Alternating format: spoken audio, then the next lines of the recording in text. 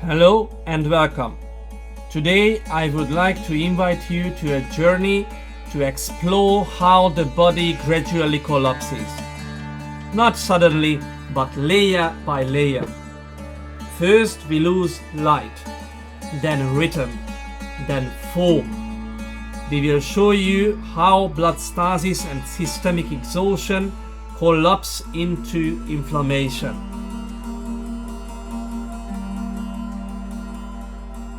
The body relies on three core energy systems. When the highest is depleted, we drop to the next. Eventually, we burn the last reserves in inflammation. This is a big problem because inflammation burns healthy and diseased parts as well. So recovery is seldom possible without herbal support.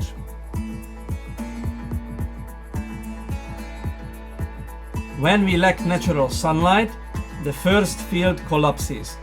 Red blood cells and plasma proteins in the capillaries under the skin cannot get recharged, and its structured water shell collapses. Vitamin D becomes depleted. Together, they cannot sustain blood viscosity and blood fluidity drops.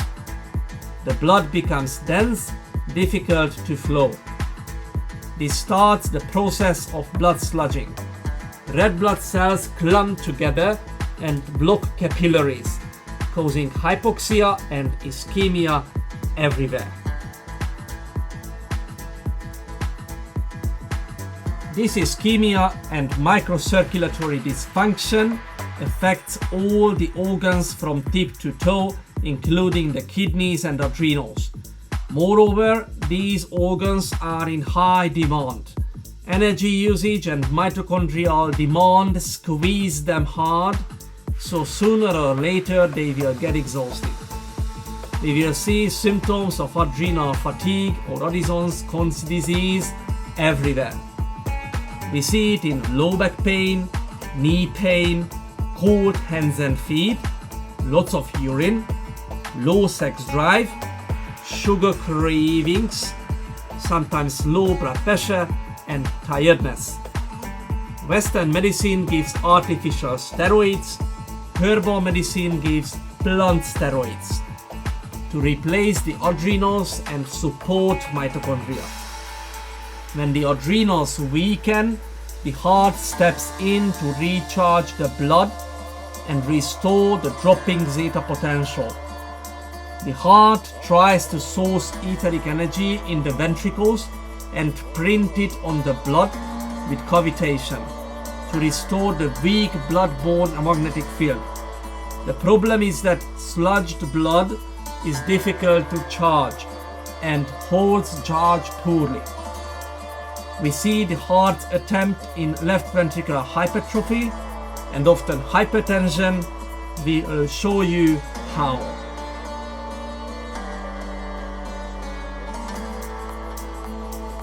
Now the blood zeta potential is low and red blood cells are stuck together in rouleaus. These block capillaries, flow stagnates. It can be seen as distended veins under the tongue. The pressure builds inside the arteries and inside the person. This thick blood is difficult to circulate and needs extra pressure. This will be hypertension.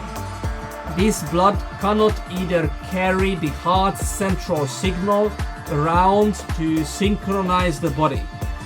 Peripheral capillary beds start dropping out of the circulation, causing cold hands and feet. Emotionally, these patients may also feel stuck in life. This high density blood also cannot perfuse the small vessels feeding the large vessels. They are called vessels of the vessels or vasa vasorum. When the inner lining of the vessel called endothelium sheds off due to blockage of these vasa vasorum and lack of nutrition, the vessel constricts further causing hypertension, trying to keep flow against high viscosity.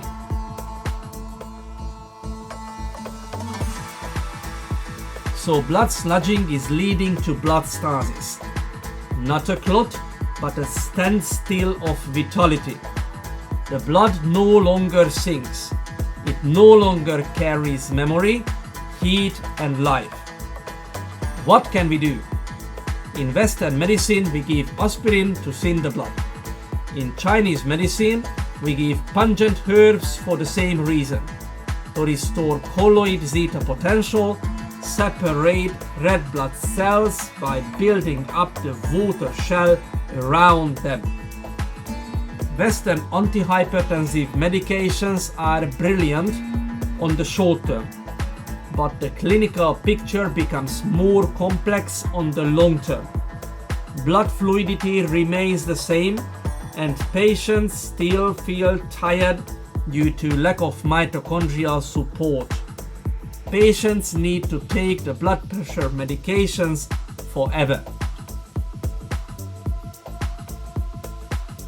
We are slowly sliding down on the energy slope into inflammation. The next level is therefore inflammation. When mitochondria starve due to overuse, emotional trauma, lack of nutrition and oxygen due to blood sludging, they cannot sustain the Wi-Fi signal in the cell. Now it starts coming from the liver, which gives an external electromagnetic support. The liver is acting like an electromagnetic backup generator. It has a lot of mitochondria and the blood.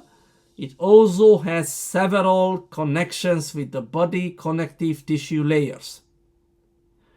When an organ is weak, the liver may brace its electromagnetic field Wi-Fi signal through energy transfer via the connective tissue planes and blood. Unfortunately, it has a cost.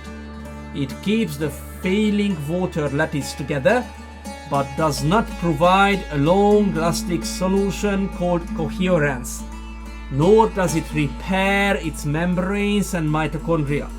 So this is an emergency patchwork only. Hence the pain remains there.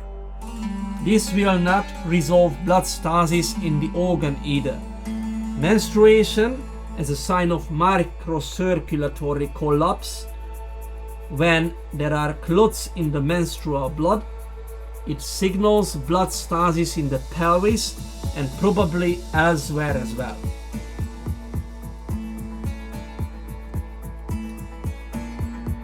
What happens on a micro level inside the cells?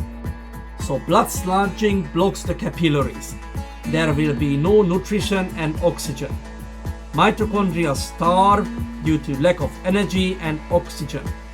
The Wi-Fi signal goes down.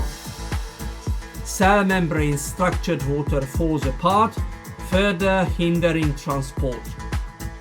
Energy level further goes down. Proteins get misfolded, waste builds up. Inflammation comes in to digest waste and generate some energy. What remains is fire without function, burning everything, healthy and diseased parts alike. This is sterile inflammation. The body's final energy burns. This is not just about aging. This is depletion. A downward energetic spiral where the body burns every reserve trying to survive. What we can see here are hypertension, heart disease, diabetes, arthritis, autoimmunity, neurodegeneration, and cancer. They all have the same inflammatory origin.